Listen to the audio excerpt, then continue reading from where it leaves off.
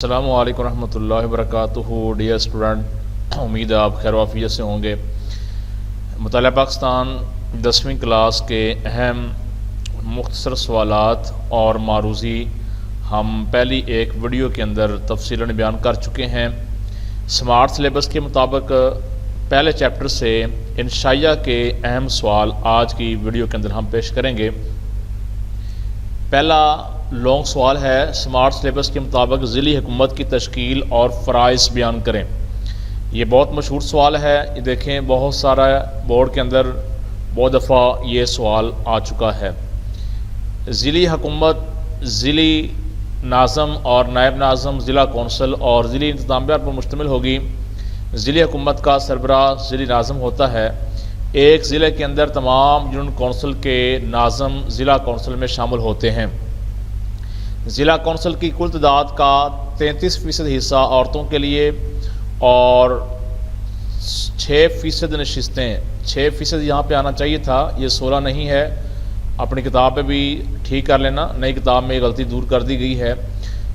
6% نشستیں کسانوں اور مزدوروں کے لیے اور 5% نشستیں اقلیتوں کے لیے مخصوص ہوتی ہیں۔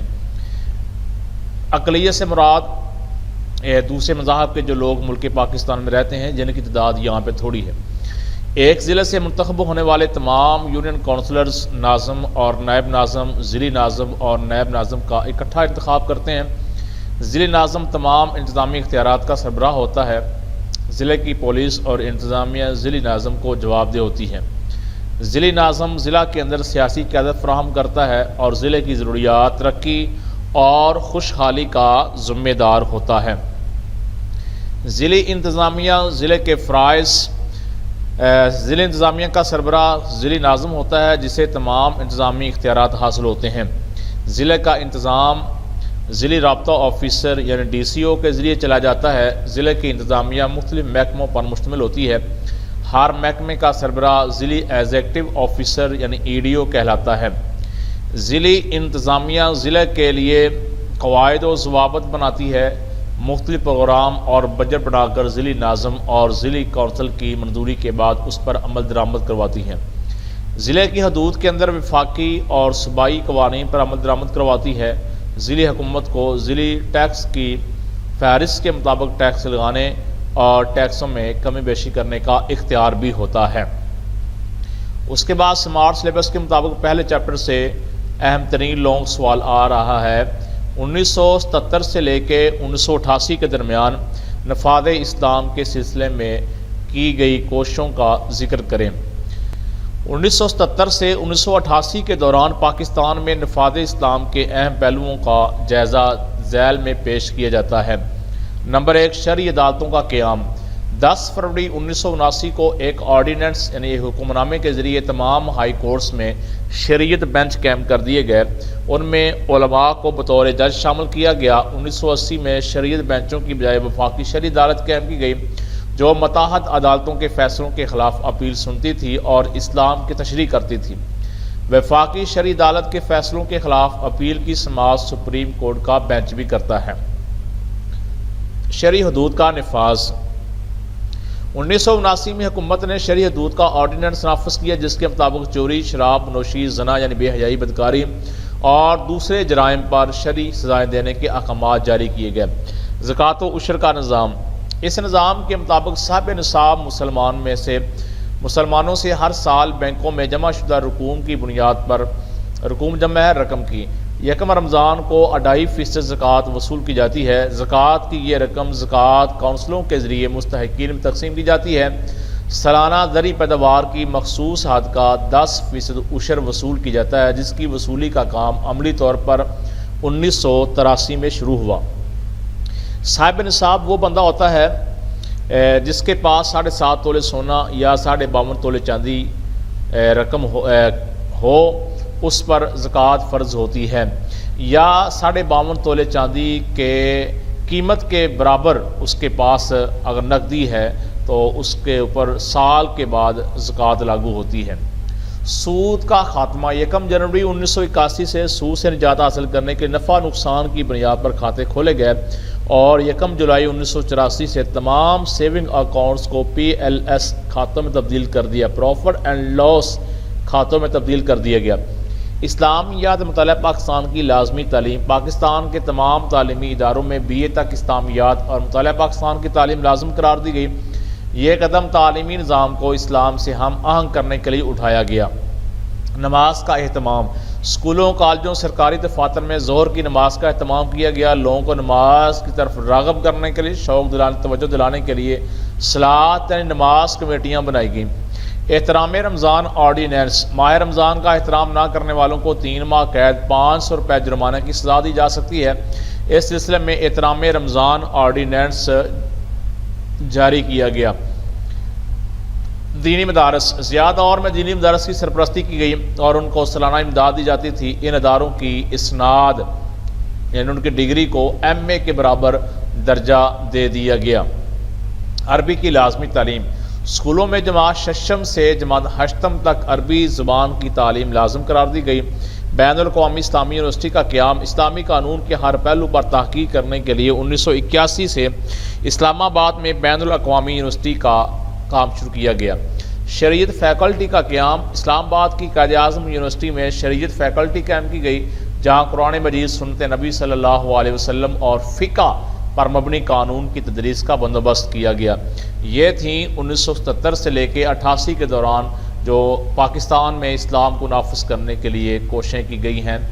سوال نمبر 3، پاکستان کے جوہری پروگرام پر نوٹ لکھیں۔ پاکستان بطور ایٹمی طاقت، یہ بھی سوال آ سکتا ہے، جواب اس کا ایک ہی جگہ ہم پڑھنے جا رہے ہیں۔ یہ بہت اہم ترین سوال ہے اس چیپٹر سے۔ 1971 میں ذوالفقار علی بھٹو نے اقتدار سنبھالا تو انہوں نے کہا ایٹمی سائنس ہماری ترقی اور دفاع کی ضروری ہے، مگر ہم ایٹمی توانائی کی خواہش جنگ کے لیے نہیں بلکہ اپنی بہتری اور ترقی کے لیے رکھتے ہیں۔ پہلا ایٹمی بجلی گھر 1992 میں، یہ 1992 عزیز طلبہ ٹھیک نہیں ہے، یہ پرانی کتاب کے مطابق چونکہ لیکچر تیار کیا گیا ہے، نئی کتاب میں یہ ٹھیک کر دیا گیا ہے۔ 1972 میں کراچی میں پاکستان کا پہلا ایٹمی بجلی گھر قائم کیا گیا، مگر یہ ملکی ضروریات کو پورا نہیں کر رہا تھا۔ پاکستان میں بڑھتی ہوئی صنعتوں کی ترقی کے لیے مزید ایٹمی توانائی کا حصول بہت ضروری تھا۔ بھارت نے جب 1974 میں راجستھان کے صحرا میں پہلا ایٹمی دھماکہ کیا تو وہ ایٹمی قوت رکھنے والا ملک بن گیا۔ بھارت کے ایٹمی دھماکے سے جنوبی ایشیا میں طاقت کا توازن بگڑ گیا، چنانچہ پاکستان نے بھی ایٹمی طاقت بننے کے لیے کوششیں کرنا شروع کر دیں۔ ایٹمی ری پروسیسنگ پلانٹ کی خریداری، ذوالفقار علی بھٹو نے فرانس سے ایٹمی ری پروسیسنگ پلانٹ کی حصول کی خواہش ظاہر کی۔ 1976 میں دونوں ممالک میں پلانٹ کی خریداری کا معاہدہ طے پایا گیا۔ پلانٹ کی کل قیمت $40 کروڑ میں سے $10 کروڑ پاکستان کی پہلی قسط کے طور پر ادا کر دی، لیکن بھارت، روس، امریکہ اور دوسری ایٹمی طاقتوں کو یہ بات پسند نہ آئی۔ انہوں نے فرانس پر دباؤ ڈالا کہ پاکستان کو یہ پلانٹ مہیا نہ کرے۔ مجبوراً فرانس نے معاہدے کے باوجود پلانٹ کی فراہمی روک دی۔ بعد ازاں یعنی اس کے بعد جنرل محمد ضیاء الحق کے دور حکومت میں ڈاکٹر عبدالقدیر خان کی زیر نگرانی پاکستان کا جوہری پروگرام جاری رہا۔ 1984 میں انہوں نے اعلان کیا کہ پاکستان نے یورینیم کو افزودہ کرنے کی تکنیک میں مہارت حاصل کر لی ہے۔ پاکستان پر ایٹمی ہتھیار استعمال کرنے کا الزام، اس اعلان کے ہوتے ہی پاکستان دشمن عناصر نے پاکستان کے جوہری پروگرام کے خلاف پروپیگنڈا مہم تیز کر دی۔ الزام لگایا گیا کہ پاکستان امریکی F-16 اور فرانسیسی طیارے معراج کے ذریعے ایٹمی ہتھیار استعمال کر سکتا ہے جو بھارت کے بڑے شہروں تک رسائی حاصل کر سکتے ہیں۔ 1999 میں ڈاکٹر قدیر خان نے دعویٰ کیا کہ پاکستان نے ایٹمی ری ایکٹر بنانے کی صلاحیت حاصل کر لی۔ بھارت کے ایٹمی دھماکے، بھارت اور پاکستان نے اپنے جوہری پروگرام کو ایک دوسرے سے خفیہ رکھا تھا، مگر بھارت نے 1974 میں دھماکہ کر کے دنیا کو بتا دیا کہ وہ ایک ایٹمی طاقت ہے۔ امریکہ نے اس کے اس رویے سے نظریں چرا لیں، مگر جب پاکستان نے اس میدان میں قدم رکھا تو اسے پریسلر ترمیم کی پابندیوں میں جکڑ دیا گیا۔ پریسلر ترمیم کیا چیز ہے، یہ انشاءاللہ ہم دوسرے چیپٹر کے اندر اس کی مکمل وضاحت کریں گے۔ 1998 میں بھارت میں بھارتیہ جنتا پارٹی برسر اقتدار آئی تو اس نے بھارت کی برتری کا سکہ جمانے کے لیے 11 مئی 1998 کو پوکھران یعنی راجستھان میں 5 ایٹمی دھماکے کر کے خطے میں اپنی ایٹمی برتری قائم کرنے کی کوشش کی۔ پاکستان کے ایٹمی دھماکے، امریکی صدر بل کلنٹن نے پاکستان کے وزیر اعظم نواز شریف کو بھارتی جارحیت کا جواب دینے پر منع کر دیا اور دھمکی دی کہ اگر پاکستان نے جوابی دھماکے کیے تو اس کی اقتصادی امداد بند کر دی جائے گی، مگر نواز شریف نے امریکی صدر بل کلنٹن کی بات ماننے سے صاف انکار کر دیا۔ عالمی دباؤ کے باوجود پاکستان کی حکومت نے اپنے عوام کے مطالبے پر اخلاقی جرات اور قومی غیرت کا مظاہرہ کرتے ہوئے 28 مئی 1998 کو بلوچستان کے چاگی پہاڑ میں بھارت کے 5 دھماکوں کے مقابلے میں 7 دھماکے کیے۔ ان دھماکوں کے ساتھ ہی پاکستان دنیا کا 7واں اور عالم اسلام کا پہلا ایٹمی ملک بن گیا۔ دنیا کا 7واں اور عالم اسلام کا پہلا ایٹمی ملک پاکستان۔ جو ہی چاگی کے پہاڑوں میں اللہ اکبر نعرہ گونجا، پاکستانی قوم کا سر فخر سے بلند ہوا اور دشمن کا غرور خاک میں مل گیا۔ یوم تکبیر 28 مئی کو یوم تکبیر کا نام دیا گیا۔ قوم ہر سال یہ دن پورے وقار اور جوش و خروش سے مناتی ہے۔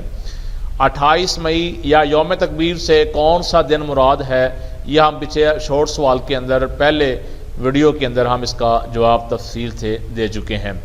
سوال نمبر 4، تحصیل کونسل، تحصیل انتظامیہ اور تحصیل ناظم و نائب ناظم کون ہوتے ہیں؟ تفصیل نوٹ لکھیں۔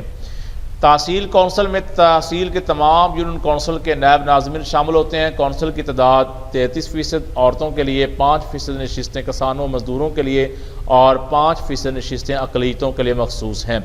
تحصیل انتظامیہ، تحصیل حکومت کا سربراہ تحصیل ناظم ہوگا۔ تحصیل ناظم کے متحد ایک تحصیل میونسپل آفیسر کام کرے گا۔ تحصیل میونسپل آفیسر کے تحت 4 آفیسر کام کریں گے جو ہی مختلف شعبوں کے معاملات کی نگرانی کریں گے۔ ان شعبوں میں مالیات، بجٹ اور اکاؤنٹ، زمینوں کے استعمال کا ریکارڈ، منصوبہ بندی، دیہی و شہری منصوبہ بندی، میونسپل رابطہ و درجہ بندی وغیرہ شامل ہوں گے۔ تحصیل ناظم و نائب ناظم، تحصیل حکومت، تحصیل ناظم، نائب تحصیل ناظم، تحصیل کونسل اور تحصیل انتظامیہ پر مشتمل ہوگی۔ تحصیل ناظم اور نائب ناظم کی تعلیمی قابلیت کم از کم میٹر ہوگی۔ ان کا انتخاب تحصیل میں موجود تمام یونین کونسل مل کر کریں گے۔ تحصیل ناظم تحصیل حکومت کا انتظامی سربراہ ہوتا ہے۔ عزیز طلبہ، یہ تھے سمارٹ سلیبس کے حوالے سے اہم لانگ سوال جو پیچھے مشق کے اندر بورڈ والوں نے پوچھے ہیں، لیکن اس کے ساتھ ساتھ ایک بات یاد رہے، اس کے اندر ایک اہم ترین لانگ سوال جو کہ مشق کے اندر انہوں نے چھوڑ دیا ہے لیکن پیچھے سمارٹ سلیبس کے حوالے سے وہ موجود ہے، آپ اس کو یاد کریں۔ 1973 کا آئین، 1973 کا آئین اس چیپٹر کے اندر سے بہت ہی اہم ترین شارٹ سوال ہے جو کہ اکثر بیشتر پیپر میں یہ آ چکا ہے، جیسے ہم یہاں پہ آپ کو دکھا دیتے ہیں 1973 کے آئین کے اہم پہلو۔ عزیز طلبہ، یہ سوال اس چیپٹر سے اہم ترین لانگ سوال ہے، اس کو آپ لازماً یاد کریں، اور اس کے ساتھ یہ غیر مشقی لانگ سوال جو ہے لیبر اصلاحات، یہ بھی اچھی طرح یاد کریں۔ اگر آپ نے معروضی اور اس کے شارٹ کوئسچن کے حوالے سے ہماری ویڈیو نہیں دیکھی تو پلے لسٹ میں جا کے آپ تاریخ پاکستان، مطالعہ پاکستان دہم کلاس کی جو پہلی ویڈیو ہے، آپ پہلے چیپٹر کے اوپر آپ وہاں پہ دیکھ سکتے ہیں۔ اور آپ کو ہماری یہ کاوش پسند آئے، ہمارے چینل کو سبسکرائب لازمی کریں۔ السلام علیکم ورحمۃ اللہ وبرکاتہ۔